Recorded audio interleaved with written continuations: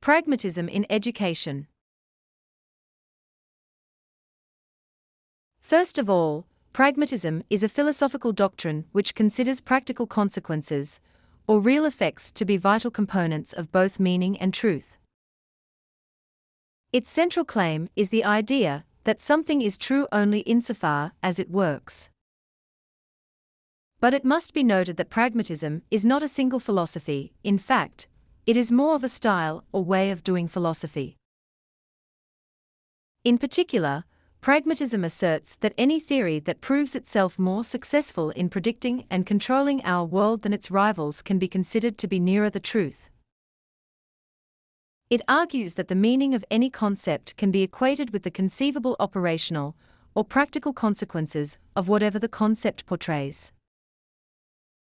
Like positivism, it asserts that the scientific method is generally best suited to theoretical inquiry, although pragmatism also accepts that the settlement of doubt can also be achieved by tenacity and persistence, the authority of a source of ready-made beliefs or other methods.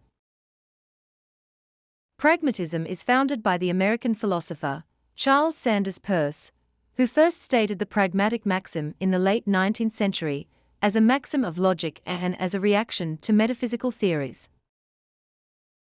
The pragmatic maxim is actually a family of principles, not all equivalent, and there are numerous subtle variations with implications which reach into almost every corner of philosophical thought.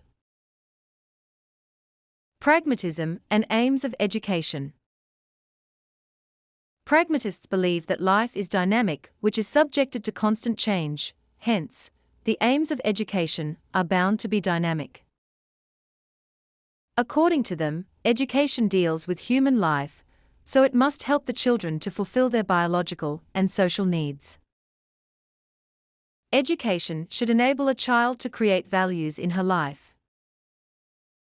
In the words of Ross, education must create new values, so, the main task of educator is to put the student into a position to develop values for her. Therefore, the aims of education as formulated by the pragmatists are the following. First, to create new values. Here, the pragmatists do not believe in the theory of any fixed aim of education. In their opinion, the aim of education is to create new values, and the active teacher is to help herself develop new values.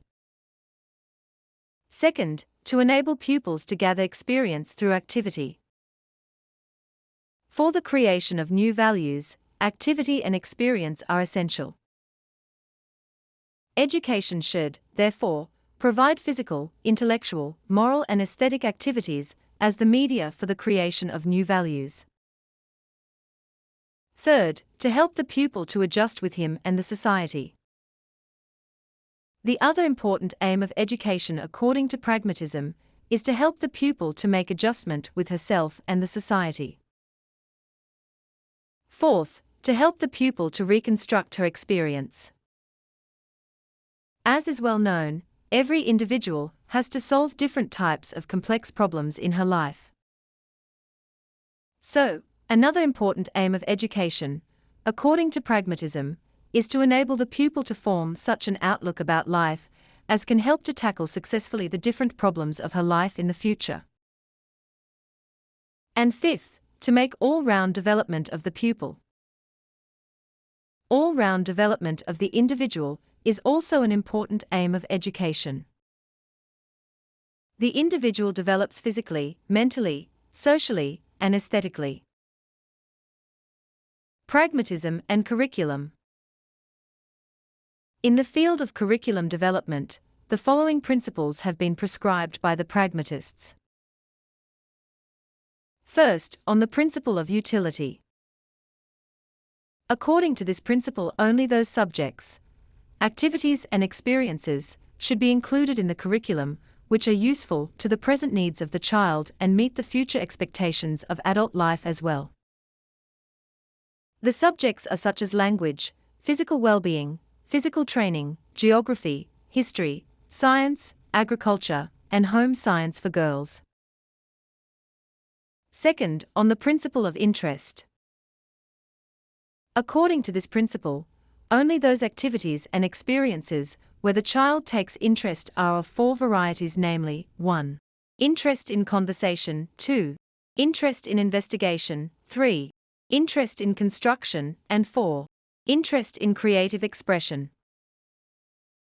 Keeping these varieties of interest in view at the primary stage, the curriculum should include writing, counting, art, craft work, natural science, and other practical work of simple nature. Third, on the principle of experience. The third principle of pragmatics curriculum is the child's activity, vocation, and experience. All these 3 should be closely integrated. The curriculum should consist of such varieties of learning experiences which promote original thinking and freedom to develop social and purposeful attitudes. And fourth, on the principle of integration. Pragmatic curriculum deals with the integration of subjects and activities. Pragmatists want to construct flexible, dynamic, and integrated curriculum which aids the developing child and the changing society more and more as she needs, demands, and situation requires. Pragmatism and the method of teaching. Teaching learning process is social and bipolar process. Learning takes place as an interaction between the teacher and the taught. Pragmatism gives priority to the taught. Similarly, between the thought and action, it gives priority to action.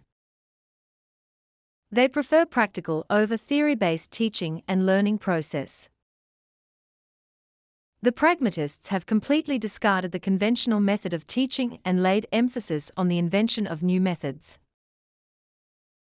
The whole emphasis of method of teaching in pragmatism is on child, not the book of the teacher or the subject. The dominant interest of the child is to do and to make. The method should be flexible and dynamic.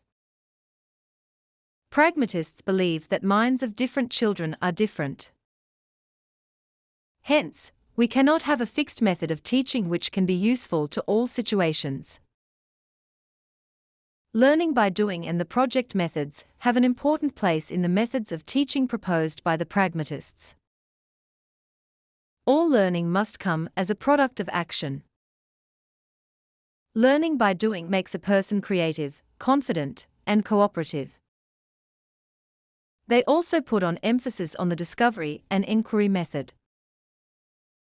The techniques which follow the principle of learning by doing can be used according to pragmatists' view. Pragmatism and the teacher. In the opinion of pragmatists, the duty of the teacher is to create such an environment in the school where pupils will have to face different problems relating to real life and will take interest in the solution of those problems. Pragmatism regards teacher as a helper, guide, and philosopher. The chief function of a pragmatic teacher is to suggest problems to his pupil and to stimulate them to find by themselves the solution which will work. The teacher must provide opportunities for the natural development of innate qualities of the children. His main task is to suggest problem to his students and to guide them to find out his solutions. Pragmatism and discipline. Pragmatists have opposed against the imposition of rules and regulations to pupils. They believe in social and personal discipline. In their opinion, if we give them opportunities to participate in different types of collective activities, spontaneous discipline will grow in them. Pragmatists believe that play and work should be combined, and this combination will perform a mental attitude and discipline. By taking part in such activities, the qualities like tolerance, sympathy, mutual respect, attitude of service will be developed in them. Discipline cannot be maintained through force and domination. Children should be left free to develop freely and harmoniously. According to pragmatists, rewards and punishment are of no significance in the process of learning.